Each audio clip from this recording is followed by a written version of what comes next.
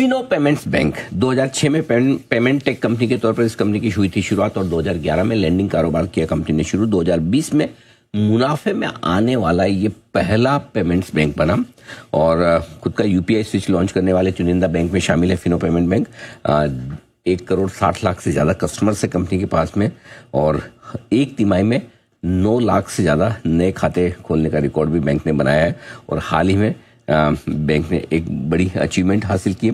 Small finance bank का भी आपको अप्रूवल मिला है आरबीआई की तरफ से। हमारे साथ कार्यक्रम में शामिल हो रहे हैं ऋषि गुप्ता साहब, हमारे साथ हमारे स्टूडियो में है, कंपनी के एमडी और सीईओ। गुप्ता साहब ने दिल्ली यूनिवर्सिटी से कॉमर्स में ग्रेजुएशन की डिग्री हासिल की है, चार्टर्ड अकाउंटेंट हैं आप, ICWA हैं और साथ ही साथ आपने IFC, ICICI बैंक और मारुति जैसे दिग्गज संस्थानों में काम करने का लंबा गहरा अनुभव लिया है। गुप्ता साहब बहुत बहुत स्वागत है आपका, धन्यवाद सर समय देने के लिए। सबसे पहले आपको, आपके पूरे बैंक के, आपके सहयोगियों और सारे आपके कस्टमर्स को नए साल की बहुत बहुत शुभकामनाएं सर। आपको भी पूरे जी टीवी को। आज ये तो सरप्राइज हो गया, मैं सोचा था कि आपका इंटरव्यू, मुझे लगा कि शायद आप कहीं दूर से मिलेंगे लेकिन आज तो आपने ईयर एंड पे सरप्राइज दिया, स्टूडियो में आए सर, उसके लिए विशेष धन्यवाद आपको। Thank you very much. एक बधाई भी आपको, 5 दिसंबर को शायद आपको लाइसेंस मिला है सर। yes. ये समझाएं फिनो पेमेंट्स बैंक के लिए इस लाइसेंस के क्या मायने, क्या कुछ बदलेगा आपके लिए? एक्चुअली पूरा हमारा जो पेमेंट्स बैंक मॉडल है, अभी तक हम लाइबिलिटी पे फोकस करते हैं और ट्रांजैक्शन पे फोकस करते हैं, पेमेंट्स ट्रांजैक्शंस पे। तो एसएफबी बनने के बाद हम एक payments bank plus plus model हो जाएगा। तो जो लाइबिलिटी हमारी 2 लाख रुपए की रिस्ट्रिक्टेड है, वो हम अब कितने अमाउंट तक रेज कर सकते हैं। अच्छा। और हम लेंडिंग कर पाएंगे। तो हमने जो इतना बड़ा डिस्ट्रीब्यूशन नेटवर्क अपना क्रिएट करा है पूरे इंडिया में, 20 लाख से ऊपर मर्चेंट्स हैं, हम उनके थ्रू और उनको लोन दे सकते हैं और हमारे जो 1 करोड़ 60 लाख कस्टमर है उन सबको भी हम आगे लोन दे पाएंगे। तो हमारे लिए एक बहुत बड़ा एक माइलस्टोन है। पहला पेमेंट्स बैंक है जो स्मॉल फाइनेंस बैंक में कन्वर्ट हुआ। तो उसके लेके हमारे लिए एक पॉजिटिविटी बहुत बन जाती है मॉडल के अंदर। एंड इससे जो हमारा डिस्ट्रीब्यूशन है, जो हमारा टेक्नोलॉजी फोकस है, हम अपना पूरा कोर बैंकिंग भी मूव कर रहे हैं। डिजिटल जो हमारा एक बहुत बड़ा नेटवर्क है, 60 से 65 लाख कस्टमर हमारे यूपीआई स्विच यूज करते हैं। तो उन सबको हम एक लेंडिंग का एक अनुभव दे पाएंगे, एक लेंडिंग हमारे साथ वो कर पाएंगे। तो ये एक बहुत बड़ा माइलस्टोन है एक पेमेंट्स बैंक की जर्नी में। एंड आई थिंक पिछले 10 साल पहले हमें पेमेंट्स बैंक लाइसेंस मिला था 2015 में जी, और 2025 में हमें स्मॉल फाइनेंस बैंक का लाइसेंस तो एक चीज बताएं सर, एक तो सबसे बड़ा बेनिफिट है कि आप अब बड़ी लेंडिंग कर पाएंगे और आपके जितने भी ऑलरेडी कस्टमर्स हैं उनको आप पहले 2 लाख तक की लिमिट थी, 2 लाख रुपए तक का हम लोन लाइबिलिटी रेज कर सकते थे। डे बैलेंस 2 लाख रुपए तक का था। हाँ। अब अनलिमिटेड हो गया है। वो भी अनलिमिटेड है, यानी कि आप डिपॉजिट एक तरह से लाइबिलिटी जिसे आप कहते हैं आम भाषा में हम डिपॉजिट कहते हैं, तो आप डिपॉजिट जितनी चाहे ले सकते हैं और उधार देने पर भी आपको कोई रेस्ट्रिक्शन नहीं है। तो मतलब फुल फ्लेज बैंक की तरह। Full fledge bank. सर बहुत सारे पेमेंट बैंक है, तो सबसे पहले आरबीआई ने आप ही को क्यों चुना? एक तो आपसे हमारा परफॉर्मेंस अच्छा रहा एज अ बैंक।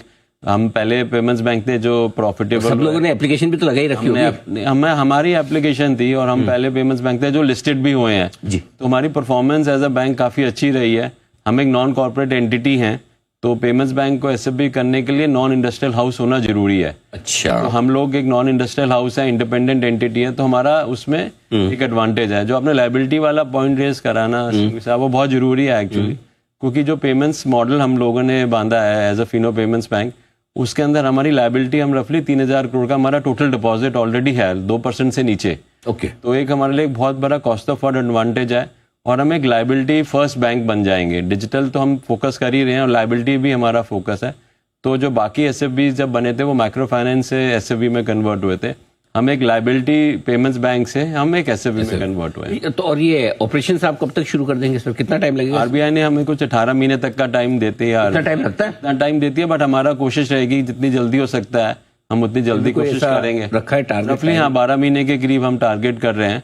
कुछ कंडीशंस हैं जो हम लोगों को मीट करनी है, जैसी वो कंडीशंस मीट होगी उसके बाद हम चालू कर सकते हैं। बाकी सिस्टम प्रोसेस सब रेडी है, वो सिस्टम प्रोसेस, क्योंकि हम अभी तक सिर्फ लाइबिलिटी वाले साइड पे फोकस कर रहे थे। एसेट वाली साइड पे हम लोगों ने हायरिंग करनी शुरू कर दी है। ओके। और हम लोगों ने टेक्नोलॉजी जो है वो सेलेक्ट कर ली है, तो उसको हम इम्प्लीमेंट करेंगे और लोगों को हायर करके आई थिंक गुप्ता साहब, पहले तो आपका मुकाबला छोटे छोटे बैंक्स, पेमेंट्स बैंक्स वगैरह से था। नहीं, छोटे नहीं है सर, पेमेंट्स बैंक भी बड़े ही, ऐसी बात नहीं है। हाँ, कंपेरेटिवली एक अलग स्पेस में था, अब तो बड़े बड़े हाथी हैं बैंकिंग स्पेस में। हाँ जी। स्मॉल फाइनेंस बैंक भी बहुत सारे हैं, बड़े बैंक्स भी हैं। हाँ जी। तो क्या खास करेंगे आप? सर हमारा फोकस हमेशा से रहा है कि हम एक जो आम आदमी है ना, मास मार्केट सेगमेंट है, उसमें हम फोकस करते आए हैं। अभी तो हम बॉटम ऑफ द पिरामिड जो कहते हैं, लोअर 40% ऑफ द कस्टमर पे फोकस था। अब हम 40 से 60% जो मार्केट सेगमेंट है उस पर फोकस करेंगे। जैसे मैंने बताया, हमारा लायबिलिटी और हमारा कॉस्ट ऑफ फंड बहुत अच्छा है। हमारा मर्चेंट नेटवर्क से हम लोग काफ़ी ज़्यादा लीड जनरेट कर सकते हैं, तो हम एक बहुत एसेट लाइट मॉडल क्रिएट करेंगे और कोशिश ये रहेगी जो कस्टमर्स हमारे पास, मर्चेंट्स हमारे पास ऑलरेडी बैंकिंग कर रहे हैं, उनको हम लोन दे सकें, क्योंकि फाइनेंशियल इंक्लूजन में लेंडिंग के अंदर स्कोप बहुत है। बट मेजर बैंक्स के अंदर कंस्ट्रेंट जो आता है ना, कि वो पैसे मार्केट से जो लायबिलिटी है ना, वो अच्छी तरह रेज नहीं कर पाते एक लो कॉस्ट पे। तो वो एडवांटेज हमारे पास है। एक तो अमाउंट हमारे पास अच्छा शुरुआत में रहेगा और कॉस्ट ऑफ फंड हमारे पास रहेगी। और डिजिटली जो है ना सर, हम लोग बाकी जो बैंक्स हैं, एसएफबीज हैं, या क्योंकि पेमेंट्स बैंक ट्रांजैक्शन पे फोकस करते हैं, तो हम डिजिटली काफ़ी एडवांस्ड है। तो ये हमारे लिए एक बहुत बड़ा एडवांटेज रहेगा और डिफरेंशिएटर भी रहेगा इन अ वे।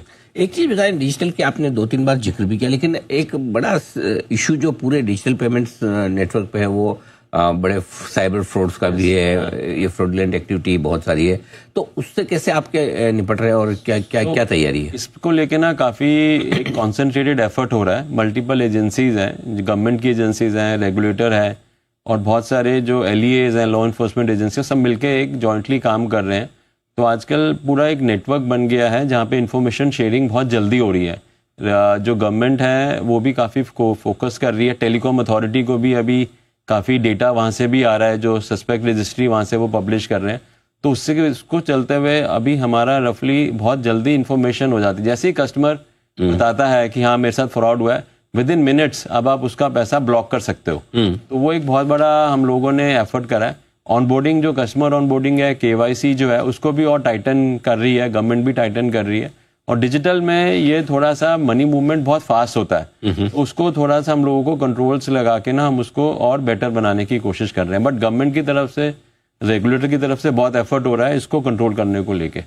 और कोई नई ज्योग्राफी में, कोई और नए एरियाज में आप डाइवर्सिफाई करने की कोशिश कर रहे हैं? डाइवर्सिफिकेशन तो हमारा लेंडिंग में मल्टीपल प्रोडक्ट्स, सिक्योर्ड लेंडिंग पे हम फोकस करेंगे ज़्यादा। तो सिक्योर्ड लेंडिंग हम ऑल ओवर कोशिश हमारी रहेगी नॉर्थ टू वेस्ट में शुरू करेंगे as the first phase from lending point of view.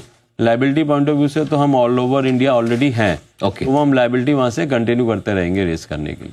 Gupta साहब बहुत बहुत धन्यवाद, आपने समय दिया, स्टूडियो में आए, पूरे अपने प्लान्स के बारे में बताया हमारे दर्शकों को। उम्मीद करते हैं कि 2026 का साल आपके लिए माइलस्टोन वाला हो, आपके स्मॉल फाइनेंस बैंक के ऑपरेशंस भी शुरू हो जाए और धमाकेदार शुरुआत करिए सर। बिल्कुल, आपकी दुआएं चाहिए, पूरे जी सिनेमा की, जी TV की वो चाहिए। Thank you very much. आज हमें ऐसे देख के आपको सिनेमा भी याद आ गया था।